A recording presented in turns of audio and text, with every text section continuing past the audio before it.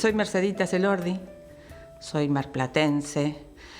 En mi biografía dice marplatense por adopción, pero es porque me vine a vivir a Mar del Plata a los 3 años. ¿Sí? No nací acá, pero me vine muy chiquita. Y soy marplatense, tengo una fuerte identidad marplatense, a pesar de que estoy radicada en Buenos Aires desde el 2010, pero siempre estoy acá, siempre vuelvo. Y como me defino como profesional de las artes escénicas. Eso soy, hoy.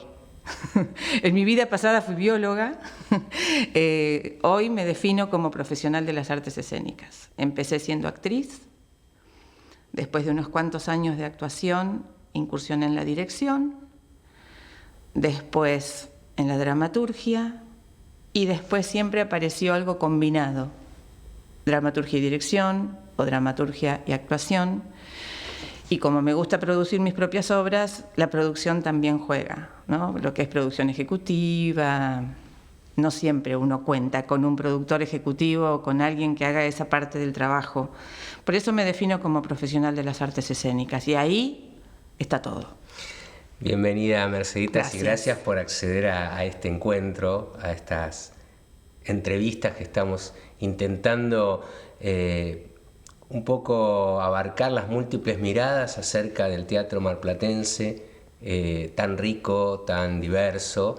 Y en este recorrido me gusta pensar en tus comienzos como actriz en Mar del Plata. Hagamos alguna referencia de eso, cómo te acercás a la actuación en principio. Yo cuando empecé a estudiar actuación creía que no iba a ser actriz, porque sentía que era tarde para mí. Tenía más de 30 cuando empecé a estudiar actuación con Freddy, en la EA. Una amiga me recomendó. Yo estaba pasando un momento bastante oscuro de mi vida y estaba buscando algo que me permitiera expresarme emocionalmente, artísticamente, expresión corporal, algo que tuviera que ver con eso. Con Freddy Virgolini en la EA Escuela de Actores. En la EA Escuela de Actores. Y una amiga, que era amiga de Freddy, me dice, yo tengo un amigo que tiene una escuela, ¿por qué no vas? Ay, ¿te parece? Yo, me daba un poco de pudor. Fui, tuve una entrevista con Freddy, me dijo, venite a una clase, probá, a ver si te gusta.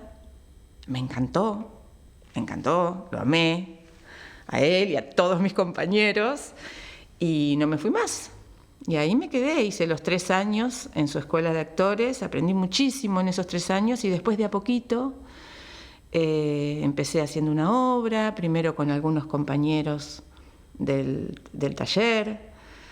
Cómo se empieza realmente, ¿no? Se empieza bien amateur, como debe ser, ¿sí? Porque es ir haciendo experiencia, es ver cómo funciona esto. Primero hay un periodo de aprendizaje, de enamoramiento con esto, porque esto después es para siempre. Y después viene el periodo de poner a prueba, ponerse a prueba uno, darse cuenta cuáles son las herramientas con las que cuenta, qué más necesitas, siempre se necesita algo más, siempre se necesita más. Entonces también tomar conciencia de eso es muy importante. Y a partir de ahí, bueno, empecé ese camino.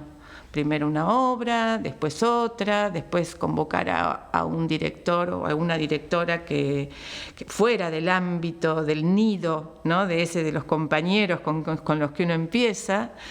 Y así fue como empecé en Mar del Plata. ¿Y hasta entonces no habías tenido acercamiento al teatro de otra manera? Sí.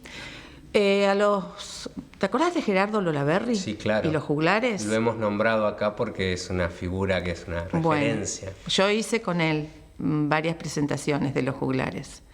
Antes de casarme, antes de tener a mis hijas, o sea, era muy jovencita.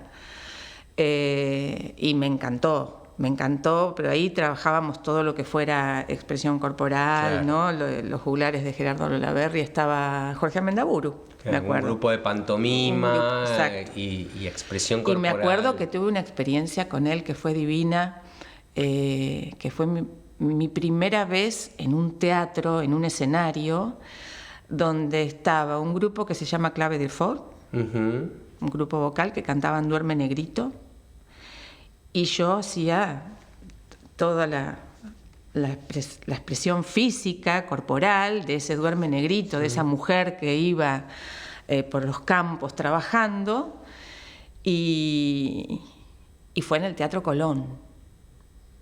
Para mí, claro, fue maravilloso. Yo creo que tenía 22 años, no me acuerdo cuántos años tenía, pero por ahí andaba.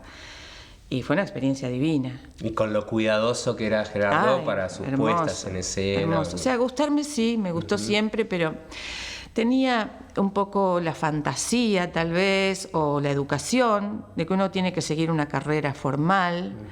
Siempre había querido estudiar química, siempre me había gustado las ciencias, entonces dije, no, bioquímica, biología, Jacques Cousteau, el buceo, vamos a meternos con todo ese mundo. Pegados al mar. Pegados al mar. Y eso también es el día de hoy que me sigue gustando. Obviamente no me arrepiento de haberle dedicado tantos años a esa formación académica también. Y a la docencia. Y a la docencia, pero digamos que la actuación fue entrando de a poco. Para mí era un germen que ya estaba ahí. Creo que tiene mucho que ver con mi mamá también, mi mamá escritora, no de teatro, pero sí una gran poeta, muy reconocida en el ambiente literario marplatense. Y yo desde chiquita leía sus poemas, claro. Me aprendía de memoria sus poemas, y en todas las presentaciones de sus libros, ahí estaba yo diciendo los poemas de mi madre. O sea que algo estaba ahí, latente. Y ese vínculo de literatura-teatro ha permanecido un poco sí. en vos, ¿no? Como que vinculás fuertemente el fenómeno teatral con un precedente de la literatura. Mucho, mucho. Y me pasa ahora que, digamos, en esta tercera pata que yo voy desarrollando, que es la de la dramaturgia, tengo por ahí una modalidad en la escritura o una impronta, sí, y tiene esta tendencia tal vez algo poética, aunque en las últimas obras que estoy escribiendo me he vuelto bastante cruda en la forma de escribir, me estoy animando a otras cosas, pero sin embargo suelo ser bastante poética en la escritura y también en la dirección. Me gusta lo que se sugiere, me gusta que nada esté del todo explícito, sea de lo que sea. O sea, si hay una escena de violencia, que se sugiera, que ocurra afuera, como hacía Chekhov. Bueno, uno tiene a quien imitar modestamente, claro, ¿no? Claro, pero bueno... Son referencias, claro. Un poco así, me parece que hay que dejarle al espectador mucho para que el espectador tome sus decisiones, complete, imagine. No hay que entregar todo. A mí me gusta eso, sí. Me fui por las ramas, José. No, está perfecto. Okay. Y de eso se trata. La cartografía es un poco esto, ¿no? Claro. Vos que venís del ámbito de la ciencia, son itinerarios, son mapas que están en permanente construcción. Por lo tanto, me interesa pensar también si vino primero la búsqueda de la dirección como una tarea específica, si la llegaste a hacer acá en Mar del Plata, o eso ya vino a partir de trasladarte a Buenos Aires, que es donde estás residiendo.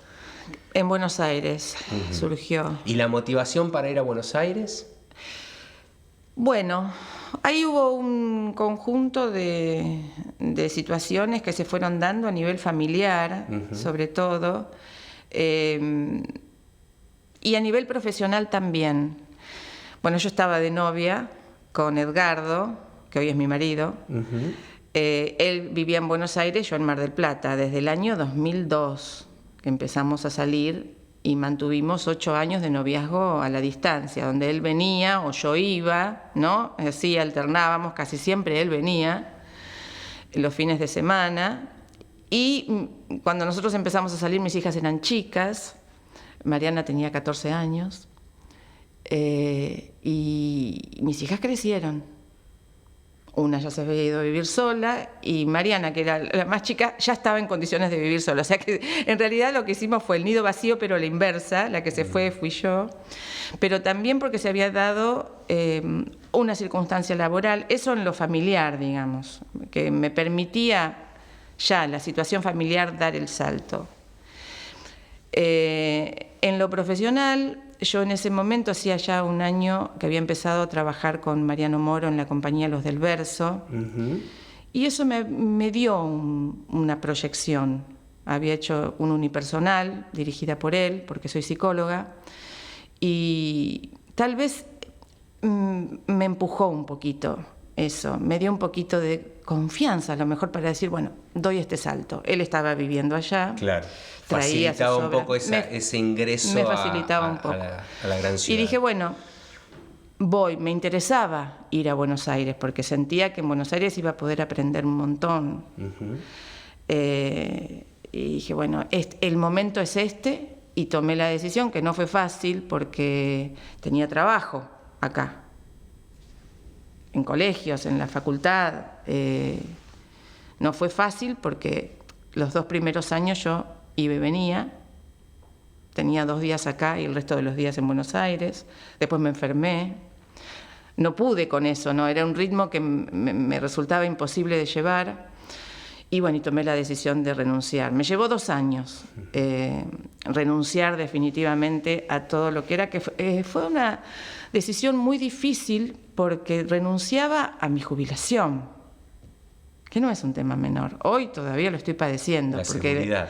La seguridad. Ahora estoy tramitando mi jubilación y ya sé que no voy a cobrar la mínima, pero voy a estar por ahí, siendo que trabajé más de 30 años y aporté más de 30 años trabajando como docente en relación de dependencia y demás. Pero en mis últimos años no. Claro. Mis últimos años fueron de monotributista. Y eso, y fue una decisión difícil, porque hay que renunciar a una vida, a una carrera. Y voy a volver a eso después, porque sé que sí. es una temática que es bien interesante abordarla, que tiene que ver con esto de la profesionalización del trabajo, ¿no? Del trabajo artístico. Pero fuiste también en búsqueda de formación, y ahí aparece Aleso. Y él, claro, él era mi referente. Yo decía, me voy a Buenos Aires y me voy a estudiar con Aleso. O sea, tengo que estudiar con él. Y fue una de las experiencias más estresantes de mi vida, porque tenía que audicionar para entrar a su seminario de actores. Él tenía su escuela. A la escuela vos podías acceder, pero yo ya no iba a acceder a la escuela, quería entrar al seminario. Y éramos muchos los que queríamos entrar al seminario.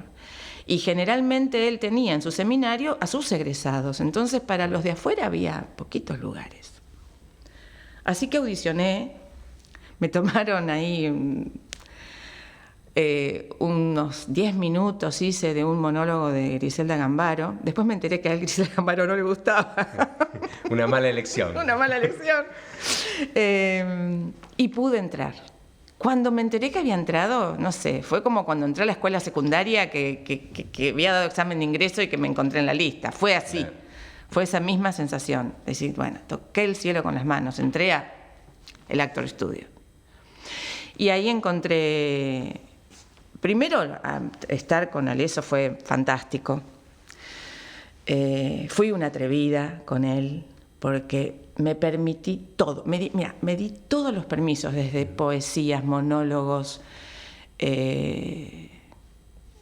escenas de lo que quisieras, de Shakespeare, de Molière, de todo.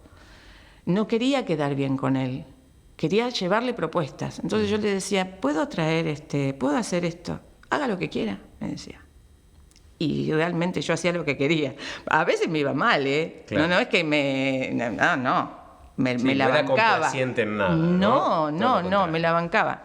Y a la par, fue Mariano Moro el que me recomendó entrar a la escuela de Marcelo Savignone, que era las antípodas. Claro. Por ejemplo, yo a Aleso no le podía hablar de Marcelo Savignone. Claro. Cuando le dije que iba a estrenar Umbania con Marcelo Savignone, me dice, ¿qué? Umbania. ¿Y eso qué es? Es una adaptación. ¿Cómo vas a adaptar Chekhov? Porque con Aleso no podías adaptar Chekhov. Es una adaptación de Tío Vania, de Chekhov. Pero quédese tranquilo que no lo voy a invitar. Faltaba más. Me dice, no, por supuesto que no voy a ir. Ni valía la pena. No. Y me di todos esos permisos. Y con Marcelo también, Marcelo Savignone, un buen tiempo trabajando al lado de él. Con Marcelo fue más, con él establecí otro vínculo porque primero entré a su escuela, que me encantó. Ahí nosotros compartimos bastante de toda esta formación. Empecé con la máscara neutra, el actor y la máscara, y los espacios training que él tenía. Y me acuerdo cuando hicimos espacio training donde hacíamos Shakespeare, yo hice una escena de Hamlet y la reina, yo soy la reina, y viene Marcelo y me dice, ¿vos te diste cuenta de lo que hiciste? Y dices, bueno, no, es por ahí que tenés que ir. Bueno, y ahí quedó la conversación. Y al poquito tiempo me dijo, ¿querés trabajar conmigo en esta versión que voy a hacer de Tío Vania? Por supuesto que ni... Sin dudarlo. Sin dudarlo, le dije que sí. Y ahí empecé a trabajar con él. Por supuesto hice todos los espacios training en su escuela, las máscaras de todo tipo, comedia del arte, balinesas. Pude sentir lo que es la frustración de trabajar con las máscaras, porque uno dice, en los aprendizajes hay mucha frustración. Y en la frustración está el ejercicio, el buen ejercicio para el ego, donde uno aprende a ser humilde y a darse cuenta de que no te falta mucho por aprender todavía. Y eso está bueno. Eso me lo dio Buenos Aires. Y yo estoy agradecida, porque siento que tengo que seguir aprendiendo. Bien, y en ese contexto aparece entonces el deseo de dirigir. O la y ahí necesidad. apareció, porque apareció en realidad como una propuesta de dos compañeros míos que habían hecho una escena de la obra de Mariano Moro, de Hombre a Hombre, una obra preciosa, que a Leso le encantó, esto está muy bien, qué sé yo, y un día vienen, me encaran los dos y me dicen, Michi, queremos que nos dirijas en esta obra. Yo soy actriz, no soy directora, les digo yo, pero nosotros queremos que nos dirijas vos. Bueno, pero primero déjenme pedir los derechos, a ver si me los da, porque yo lo tenía a Mariano como director. Claro. Y Mariano me dio los derechos. En su momento me dijo, bueno, sí, no lo dudó. Bueno, y ahí empecé. Y pude aplicar mucho de lo que había aprendido con Marcelo. Mucho. Me sirvió mucho todo lo que aprendí con él. Por supuesto que te sirve todo lo que aprendes a lo largo de toda tu vida, ¿no? Claro. No hay algo en exclusiva. Pero desde el primer momento me sentí muy cómoda en la dirección. Así que a partir de ahí empecé a dirigir. Inclusive pienso también con los vínculos con la docencia, más allá de la materia específica. Digo, vos dabas posiblemente asignaturas que estaban muy alejadas del teatro y sin embargo ese ejercicio del acompañamiento pedagógico tiene mucho que ver con una manera, por lo menos, de ejercer la dirección. Muchísimo, muchísimo tiene que ver. Y está bueno eso, porque eso te acompaña para toda la vida. Claro. A veces me cebo como directora. Me tienen que poner punto. ¿En qué sentido? Y porque me entusiasmo mucho, tal vez explicando, tratando de transmitir qué es lo que quiero que se cuente. Pero bueno, se va haciendo la experiencia también. Yo siento que en la dirección me siento bastante cómoda. Al principio, lógico, uno son más las dudas que tenés, pero cada experiencia te va dando lo nuevo, lo distinto. Vas pisando un poco más fuerte, un poco más firme también, dónde te tenés que parar frente a un actor, frente a una actriz. Y después te vas volviendo más atrevida. Arriesgando más. Arriesgando más. Me pasó con Claudio Pasos. Cuando me llegó el texto de Jerónimo Obrador para Magallanes, que dije, uy, qué texto difícil. ¿Qué actor puede hacer esto? Pensaba yo. Y yo lo conocí a Claudio y dije, pero Claudio a mí no me conoce. Claudio no había visto nada mío. Y conseguí el teléfono, lo llamé, le dije, mirá, soy fulana, juntémonos, tomemos un café. Me acuerdo que fuimos a tomar un café y me dice, bueno, Merceditas, todo bien. Me dice, pero vos, ¿qué me proponés? Era fines del 2019. Todavía no habíamos tenido el COVID. Uh-huh. Y le digo, yo no te ofrezco nada en este momento. Yo lo único que te puedo... Yo ahora me voy a Mar del Plata a hacer temporada, que yo venía con Lúcido a Mar del Plata. Y cuando vuelvo, si a vos te interesa esto, volvemos a hablar. Solamente quiero saber si te interesa. Y así fue, y bueno. Y después cuando se habilitaron los ensayos, después de la pandemia, presenciales, me acuerdo que venía con barbijo, yo me sentaba en un rincón de la casa, él ensayaba en otro lado, y como era un unipersonal, podíamos ensayar, y digo, ¿cómo lo voy a dirigir a Claudio? ¿Cómo hago para dirigir a este actor? Y lo redirigí a Claudio. Y él fue agradezco su humildad y su entrega hacia mí, porque confió en mí. Muy Otro no sé si sí, muy disponible a la dirección, pero estuvo. Claro. Y también eso te da confianza cuando te encontrás. Cada trabajo es un desafío y hay que jugar. ¿Y cómo te llevas con la soledad de la dirección? Porque creo que ese también nos pasa un poco a los que venimos de la actuación, no en todos los casos ocurre, pero que primero ejercemos la actuación y pasamos a dirigir. Y hay algo de eso, ¿no? De sentirse bastante solo en la toma de decisiones. Sí. No se puede ser tan democrático tampoco. A veces uno intenta ser democrático cuando armas un grupo de trabajo, un elenco, pero las decisiones son de la dirección, desde la elección de los actores, dónde se va a hacer, y después, bueno, todo el trabajo de cómo querés encarar esa obra en cuestión, ¿no? Y las decisiones son de la dirección. Y a veces hay decisiones dolorosas, a veces implican una confrontación con el equipo y hay que tener espaldas para bancársela. No todo es un lecho de rosas. Porque también, y eso pasa cuando somos actores, por eso cuando somos directores y actores, sabemos que tenemos resistencias y sabemos que los actores, las actrices, tenemos muchas resistencias que tienen que ver con quienes somos, ¿no? Entonces, lo entendemos más al que está poniendo el cuerpo en la actuación y podemos identificar rápidamente cuáles son esas resistencias. También poder identificar esas resistencias nos permite trabajar en forma diferente con cada uno. Es todo un trabajo difícil, pero es lindo también. Después te encontrás en la dirección con que una vez que los actores están en escena, una vez que se ocupa el escenario y la obra empieza a marchar y vos te sentás en la platea y te sentís el último orejón del tarro.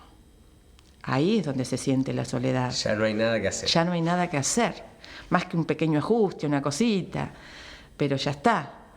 Y ahí ya decís, bueno, yo aprendí a decir, les pertenece. Claro. Sí. ¿Y los comienzos con la dramaturgia? Yo venía haciendo retoques en obras, lo que llamamos adaptaciones, ¿no? Bueno, venía trabajando y me daba cuenta que tenía herramientas. Hice algunos seminarios de dramaturgia y en el... ya no me acuerdo en qué año, 2015, 2016, bueno, por ahí. Hice con Cartoon un seminario anual. Hice el primer cuatrimestre con él, el segundo cuatrimestre con Ariel Barchilón. Pero a todo esto yo ya había incursionado en la primera obra mía y ya había puesto en escena mi primera obra, que fue Entropía o El orden de lo vano. Obra que estuvo acá en Mar del Plata. Y incursioné tímidamente al principio, como todo, llena de dudas, poniendo a prueba lo que uno hace. Cuidando ese hijo que es mi obra, ¿no? Decir, bueno, pero también la pude dirigir y eso está bueno, ¿no?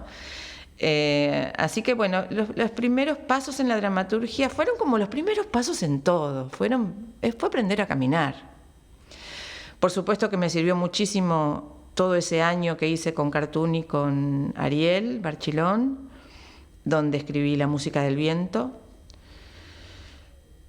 Y ahí ya empecé a adquirir un poco de confianza, ya me mandé a escribir sola. Vino El legado, una obra que amo mucho, otras obras breves que escribí, algunas obras largas inéditas que tengo ahí dando vueltas, hasta que pude entrar con Javier Dolte, que Javier venía, yo, ¿tenés lugar? No tengo lugar, ¿tenés lugar? Hasta que se hizo el lugar para mí en su seminario y pude entrar, y ahí empecé una nueva etapa en la dramaturgia, con su supervisión y con la mirada de mis compañeros. Se tiene un sistema de trabajo que es bárbaro, porque todos acompañamos el proceso de cada uno, y eso implica aprender, entender distintos lenguajes, distintos códigos, distintas miradas acerca de la dramaturgia. Yo escribo de una manera, pero es única mi forma de escribir. Y esa forma se respeta y se valora. Claro. Y así todos mis compañeros. Y es un gran maestro. Hace el día de hoy que yo sigo estudiando con Javier. Como espectadora, ¿cómo te desempeñás? ¿Sos de ir a ver teatro? Mucho. Acá en Mar del Plata has visto teatro. Sí, sí. Siempre que vengo... Y volvés cada tanto y... Siempre que vengo a Mar del Plata, vengo, veo. No veo todo lo que quisiera porque no puedo, pero veo mucho. Veo mucho, me gusta ver a mis amigos, me gusta ver a actores y actrices que nunca vi antes, porque yo me fui en el 2010, imagínate la cantidad de gente, actores y actrices que no conozco. Así fue como las pude ver actuar a Pupé y a Cecilia Saninetti. A Cecilia la conocía como bailarina, pero no como actriz, y ahora están en una obra mía. ¿Por qué? Porque cuando vengo en la temporada no solo voy a ver a los amigos, también me gusta ir a ver a obras de actores y actrices que no había visto antes. ¿Y te animarías a trazar un panorama de lo que vos ves? ¿Podrías caracterizar el teatro independiente en Mar del Plata desde esta perspectiva de haber estado tantos años en la ciudad y también ya unos cuantos años en Buenos Aires? Varias cosas. Cuando yo me fui, el teatro marplatense era uno, bien, lindo, potente, ¿sí? Y en el tiempo que yo estuve hasta hoy, lo que noté es un crecimiento enorme del teatro marplatense. Sobre todo los primeros años que yo estuve afuera,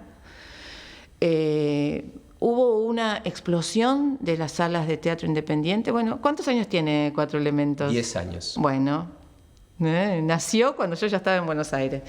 Y fue una explosión de lo teatral en Mar del Plata, con una impronta potente. Potente, te digo, de primerísimo nivel. Teatros que yo ya conocía y quería y amaba, qué sé yo, te estamos hablando del Séptimo Fuego, Club del Teatro, yo trabajé ahí antes de irme a vivir a Buenos Aires. Pero hubo un crecimiento, no sé si exponencial, pero sí hubo un crecimiento muy, muy, muy importante que vino de la mano de muchos artistas. Guille Yanícola aportó tanto al crecimiento del teatro en Mar del Plata. Bueno, eso es lo que yo sentía. Entonces, cuando venía en el verano, me agarraba como una desesperación. Tenía que ir a ver muchas obras. Y de hecho, venía y veía todo lo que podía. Y lo sigo haciendo el día de hoy. Entonces, eso es lo que yo veo. Que hay una fuerte, es potente el teatro marplatense. Eso lo veo como positivo. Como cuestiones a seguir trabajando, yo creo que tendrían que seguir trabajando mucho más fuertemente fuera de la temporada de verano. Siento que durante el año, si bien en los últimos años hay mucho más... la tendencia de que solo se trabajaba exacto, en enero y hay febrero. mucho más de teatro durante el invierno, la primavera, todavía no lo suficiente, porque el marplatense, el ciudadano marplatense, consume teatro marplatense. Consume teatro marplatense. Me pasó como artista de venir con mis obras a Mar del Plata, ya no siendo marplatense, y que me tengo que ganar un derecho de piso nuevamente, porque ya no soy marplatense, entonces no me conocen tanto. Pero a los artistas marplatenses sí. Entonces, si hay un público, que haya teatro. El teatro no puede estar ausente. Tiene que estar todo el año. Y me da la sensación de que cuando empiezan las escuelas a funcionar, empieza a bajar la programación. Claro. Y ahí hay que confiar más, me parece, en eso. Aunque sé que es mucho más de lo que había antes. Uh-huh. Después, una cosa es el teatro independiente, otra cosa es el teatro, lo que sería el teatro oficial o de los espacios oficiales. Yo recuerdo con mucho amor, con mucho amor, cuando nosotros empezamos, Uh-huh. que había que concursar para entrar a la biblioteca. ¿Vos te acordás? Sí, claro. Había que concursar. Íbamos con nuestra escenografía, con nuestro vestuario, para ver si conseguíamos un lugar para la sala A o para la sala B. Y iban los mejores. Y teníamos un jurado que nos elegía. Y a mí me ha tocado quedar afuera porque recién arrancaba, porque son las de la ley, ¿no? ¿Y por qué eso no puede volver? ¿Por qué la gestión oficial? Ahí es donde yo siento que tendríamos tanto desde lo oficial para hacer, y es una pena que eso no ocurra. Lo que Y pasa ahí es me que en parece ese que momento falta también gestión. las salas independientes eran muy poquitas, y las salas independientes vinieron a cubrir ese espacio que el Estado fue relegando hasta que es una el pena. vacío total. Que es una pena, porque debería ser un espacio de trabajo, y es un espacio que hay que defender. Por eso yo creo que hay que trabajar para que eso vuelva. Porque ¿qué pasa? Hay muchos artistas. ¿Y qué veo? Vos te presentás como elenco. No todos los elencos tienen lugar en la temporada para trabajar en una sala de teatro en la que quieren trabajar. En Séptimo Fuego, La Maga, Club del Teatro, Cuatro Elementos, la que sea. Muchos se quedan sin sala para trabajar. Van a las salas oficiales y les dan una fecha en enero y una fecha en febrero. No me des eso. Eso está mal. Entonces yo, como también soy gestora cultural, digo, hay cosas que no se pueden hacer. ¿Por qué? Porque van en contra de nuestra profesión. Y nosotros tenemos que defender nuestra profesión. Entonces yo no puedo permitir que me den eso. Me dan un mendrugo. No. Y ahí me pongo firme, no. Uh-huh. Y viendo el circuito de teatro independiente en Buenos Aires, ¿qué otras diferencias encontrás como el modo de circular los espectáculos, el modo de producirlos, el modo de gestionar las funciones y los públicos? Es muy difícil, es tan difícil. O sea, el teatro independiente, el teatro autogestivo, donde uno es su productor, es difícil allá y es difícil acá, es difícil en cualquier parte. El modelo de producción independiente es, por momentos uno dice, voy a tirar la toalla. Uh-huh. Agota. ¿Por qué? Porque uno quiere hacer un espectáculo de calidad. Entonces, para eso necesitas invertir.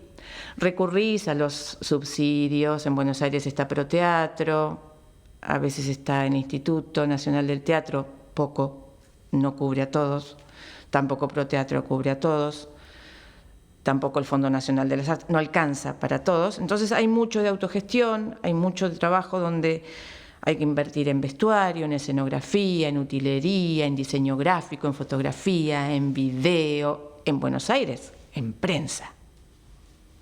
Porque en Buenos Aires vos tenés obras de lunes a lunes, cientos de obras por día, en todos los teatros del circuito comercial, del circuito alternativo. Salas grandes, salas chicas, salas concurridas, salas que no. Entonces, la competencia es enorme, con una competencia leal, digamos, bien, pero con una conciencia de que es muy difícil generar hay una oferta públicos. mucho más grande. Es muy difícil generar corriente de público. Vos me preguntabas antes cómo soy como espectadora, soy muy consumidora de teatro. Yo en Buenos Aires, por semana, voy a ver 3 obras. A veces gente que quiero, a quien quiero acompañar, y después tengo esas obras que digo, esta no me la puedo perder, vivo en Buenos Aires, la tengo que ver. Por suerte, tengo esa suerte de poder acceder a... De todo lo que pasa por Buenos Aires. Claro, no todo, ¿no? Y hay de todo. Entonces, el modelo de producción, que es lo que nos pasa a todos, es un modelo de producción costoso en el sentido no solo económico, sino también en el esfuerzo que significa poner en marcha una obra. Pero tiene que ser a todo o nada. Eso es lo que yo creo. No, tiene que ser al 100%. Si vos te metés a hacer algo y a producir una obra y poné toda la carne al asador. Si vas a hacer más o menos, no. Prefiero no hacerlo. Y ahí, me preguntabas antes cómo soy como espectadora. Como espectadora me doy cuenta de esas cosas. Entonces no es lo mismo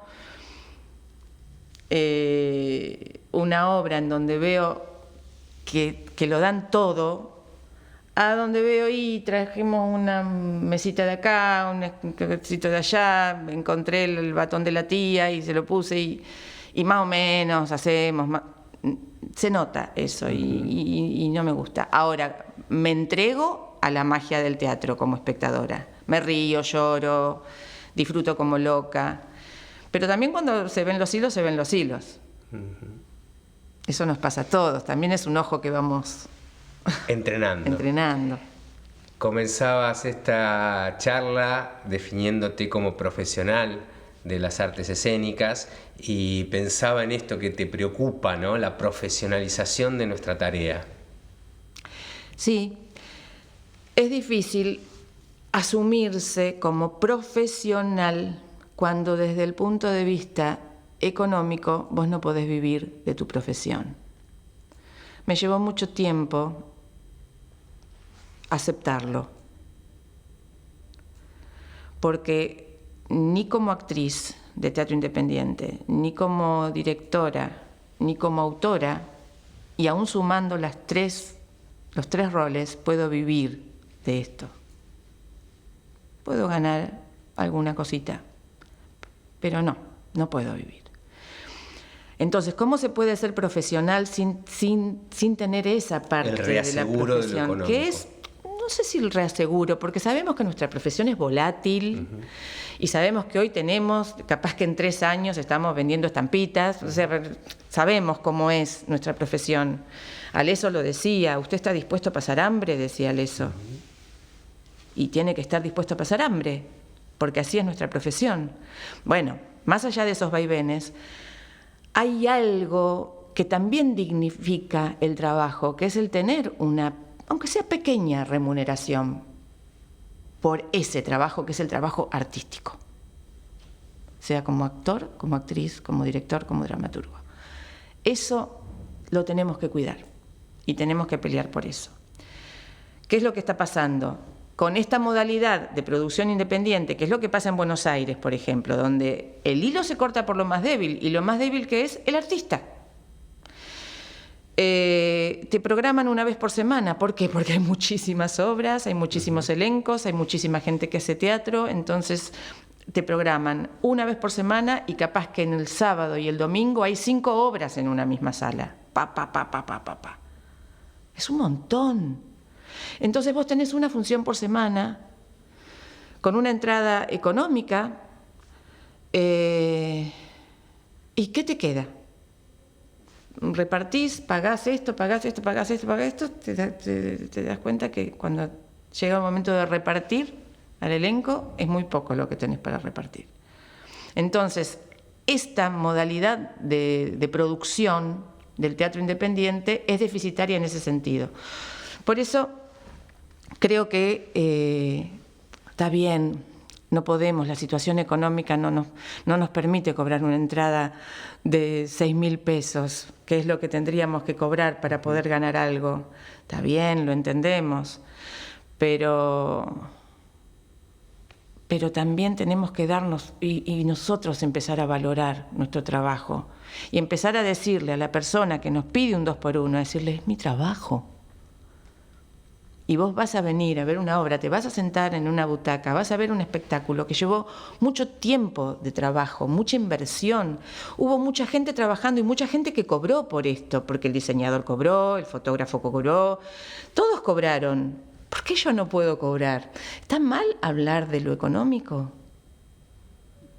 ¿Es algo tabú? ¿Por qué? Porque somos artistas. No nos debemos ese debate. Estamos terminando y para cierre pensaba, ¿qué te convoca a crear? Ay, la vida misma es algo que agradezco tanto haberme dado el permiso para ir a esa primera clase. Porque tal vez si no me hubiese dado ese permiso, hoy no podría hacer lo que hago. Y creo que es como una energía vital, es algo que sale de adentro y empuja. ¿Qué es lo que convoca? Todo está dentro de uno.